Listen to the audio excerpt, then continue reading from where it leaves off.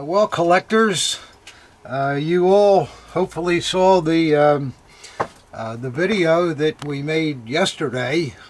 Today's the 30th of March. The video was, or the 31st is today. The video was the 30th, 2022, right, Ob? That's right. Okay. And for the last unboxing, we had some really tremendous SS daggers, which were a pleasure to get. But you might recall there was a Himmler dagger in with that grouping, and I was not really, I didn't want to say anything too much on the video, but you could probably sense that I was hedging a little bit on the Himmler. And once the video was over, because that's the first time I had seen the dagger, the same as you guys on the video, I took a good look at it, and it's a sad thing, but that Himmler dagger in the video, the blade is a copy, and I just thought that maybe it's a good idea to show you why it's a copy, and maybe you can avoid a $15,000 or $20,000 mess, which is what can happen if you don't buy the right piece. So what I did, the dagger that we showed yesterday, where the blade is no good, I have here on my right, and I brought my own personal Himmler down from my collection, which is on the left, and I'll try to show you guys where this collector went wrong with this piece. Now, the first thing we can look at the upper part of the dagger. First of all, the grip. This is a real grip, but it is not an acorn grip. And you can tell that because if you look at an acorn grip in the section where the eagle is, you can see that the two grips, the acorn grip is much more outward in that center area than this grip is. I think you can see that, hopefully. Next thing, the runes button on the copy is too big.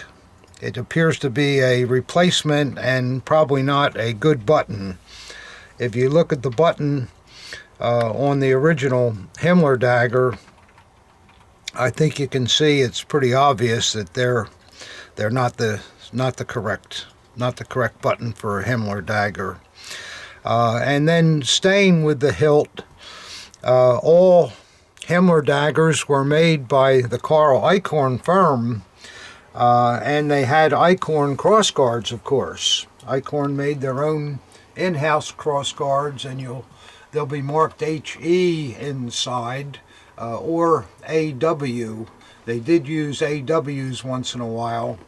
But when you look at Eichhorn crossguards, the accent grooves on them are much more precise than they are on the crossguards that were used on this dagger, which are not Eichhorn.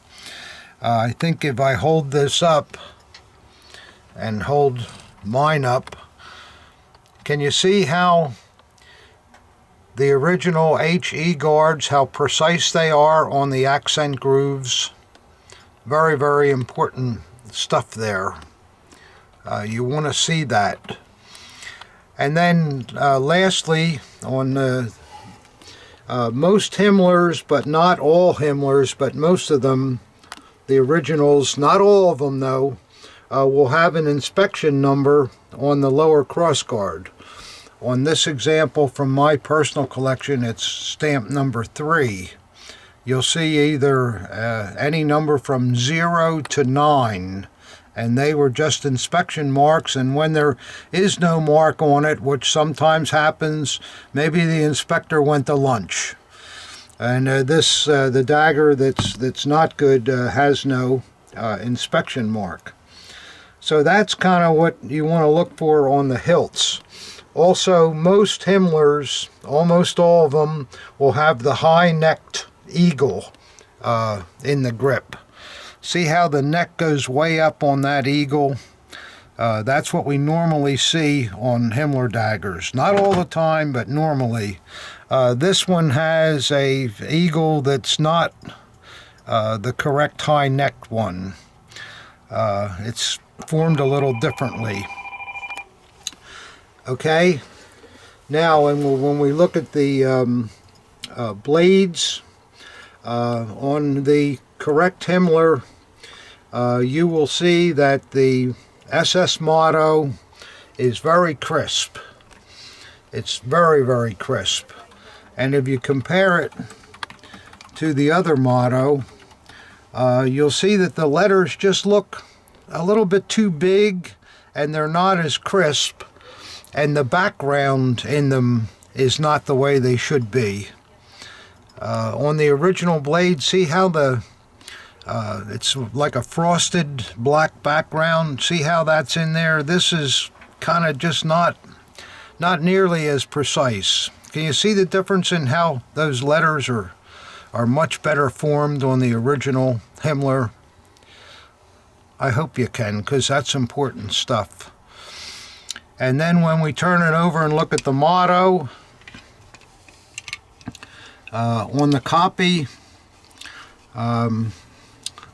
what I first said when I saw this dagger in the video, I said I didn't like the positioning of the trademark. It looked a little bit off for me.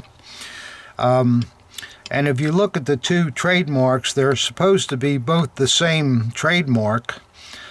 Maybe if I turn them over, you can see them better. The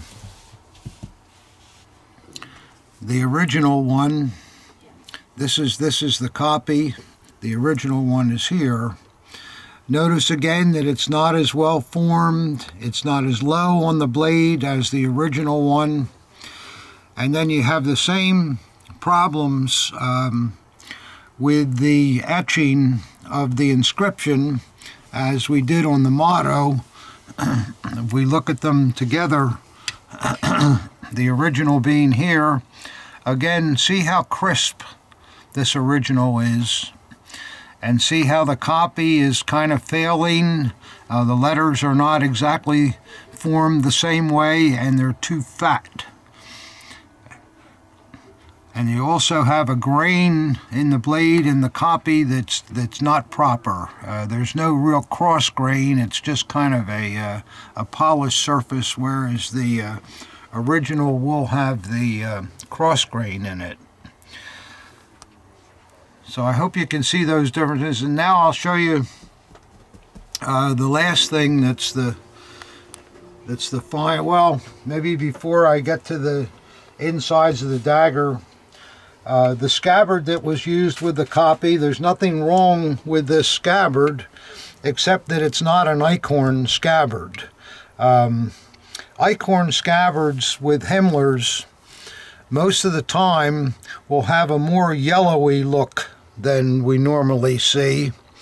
And on my personal example, it still has just about all of the lacquer over the anodizing. I hope you can see that. This example has no lacquer on it at all.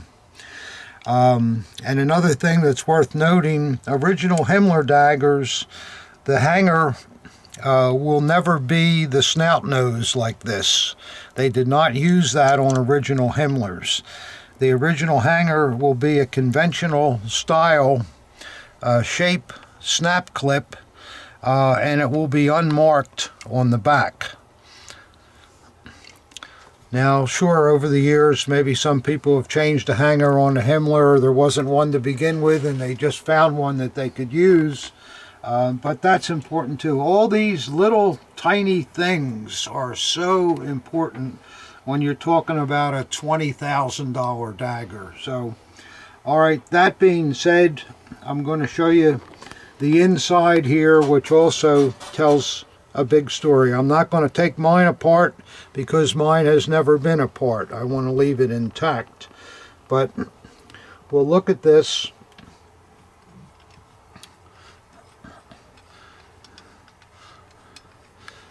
And see what we can see here.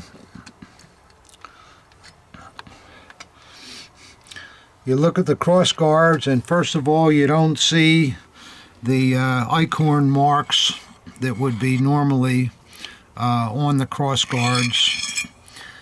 I don't know what guards they are. I think they do have something in there, an SK or something, whatever, but they are definitely not acorn cross guards. But then the whole tale comes to truth here on the tang. You can see that somebody has reworked and ground this tang so that they could fit it properly up with the grip and the cross guards. You also note that there's usually a little line here that comes from when the tang was originally stamped.